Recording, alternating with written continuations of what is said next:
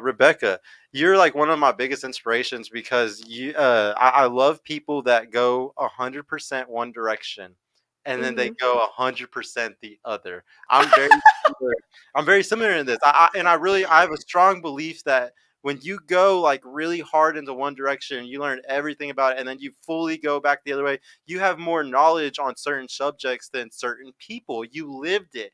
You really experienced it, and that it's just like when there's a trans or a gay person who comes out today and they're like, yo, I don't like the stuff being in schools, I don't like this Yeah. being around kids still. It's like it's one of those things that we need to hear more often. It doesn't happen enough, and when it does happen, there's not enough women that stand up and they're like, yo, guys, I was fooled, like, and I went this way and I'm way happier. Like, there's not enough people that do what you do. So huge props to you, huge respect to you. It takes such this is horrible to say, but balls to do that, I guess.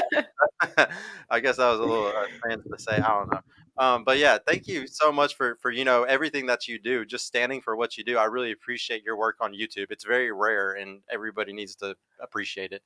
Thank you. I mean, I wanted to share honestly and transparently about my journey from feminism to being a more traditional woman. I wouldn't say I'm quote unquote trad con the way that social media and how it's portrayed out there. I'm just a stay-at-home mom. I do content creation and I'm a wife. So like I do traditional things, but I live in the modern day, right? I'm not going to go churn butter. I might eventually, but right now I'm not doing that. But yeah, I had a very unique journey where I guess it's not unique, like, because a lot of people are leaving feminism, but I was a very hardcore feminist who found the light, took personal accountability and responsibility for my actions, and decided that I didn't want to be angry, mad, and hate men for the rest of my life. So I decided to make a change, and I hope to inspire more women if they are stuck in that rut of, I want a relationship, I want marriage, I want children eventually. Maybe I need to start reevaluating myself and what I'm portraying out there for the world to see, and also what I'm saying, who I'm surrounding myself with, right? So that I can eventually get what I want and desire, which is, having a family and whatnot. So that's what I hope to do. I hope to inspire and change some women out there who are looking to do that. If you are perfectly happy in your feminist mindset, keep going, sis. If you want to chase the bag and all that other stuff, go do that. I don't care. Live your life, but just don't complain about it later.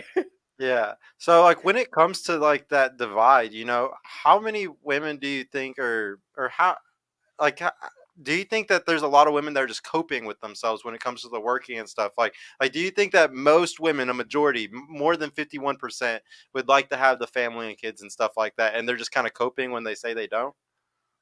I think that this is interesting because Because you used to so be one of those women. yes. So I think that we put a huge emphasis as a society on chasing a career, chasing that education, and being a wife, a mom is more of like, oh, that's okay. Like, that's all right. That's not something that I strive for as like, I want to be this. Like, when I grow up, I want to be this, right? No one says that. Everyone says, oh, I want to be a lawyer. I want to be a Astronaut. politician. I want to be an astronaut, right? No one says, I want to grow up and be a stay-at-home mom like my mom, right?